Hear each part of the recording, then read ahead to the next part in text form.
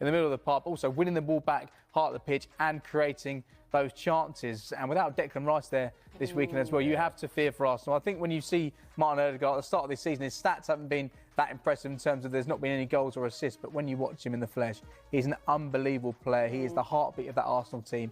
Yes, you've got Saka there. Yes, you've got Havertz. You've got the brilliant centre-backs and the goalkeeper, but it's Martin Ødegaard that keeps that team ticking together. So Arsenal fans, be fingers crossed that it's not too bad, because there's mixed reports there at this moment in time. Yeah. Is it twisted ankle? Could he recover in time for Sunday? That seems difficult, but whether or not it's a long-term injury, especially what's on the horizon, it is a concern. So no Rice, no Ødegaard. How are you feeling about this? Fine. No. That was high pitch, wasn't it? It's going to be a real test of the manager, isn't it, and his resources. How do we think, the squad's going to line up then? Well, there's a huge hole in Arsenal's midfield, potentially with Ødegaard out. We wait to see what happens. We'll speak to Mikel Arteta on Friday, and he tends to not to give a huge amount. Gary Lineker has doubled down on his criticism of Declan Rice's red card against Brighton after a Premier League panel unanimously backed the sending off. Rice was controversially shown 2 yellow cards and given his marching orders during Arsenal's 1-1 draw with Brighton, meaning he'll miss this Sunday's North London derby against Tottenham. While it's agreed his first yellow for a bad foul was justified, the second for preventing Joel Veltman from taking a quick free kick has divided opinion.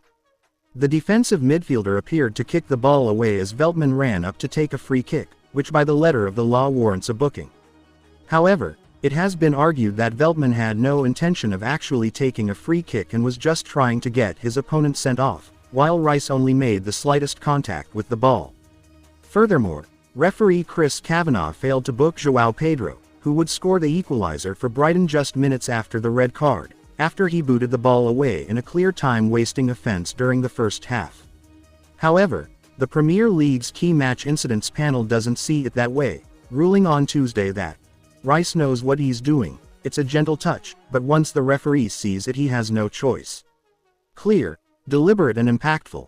All 5 members of the panel agreed with the red card, a decision England legend Lineker labelled utter nonsense on Twitter. The Match of the Day host had previously said that the red card was proof football had lost its mind, saying on the Rest is Football podcast, first yellow was a definite yellow. It's one of those that by the letter of the law, you could probably argue that it might be a yellow card, but I mean, he flicked the ball about a foot. The ball was actually rolling at the time anyway.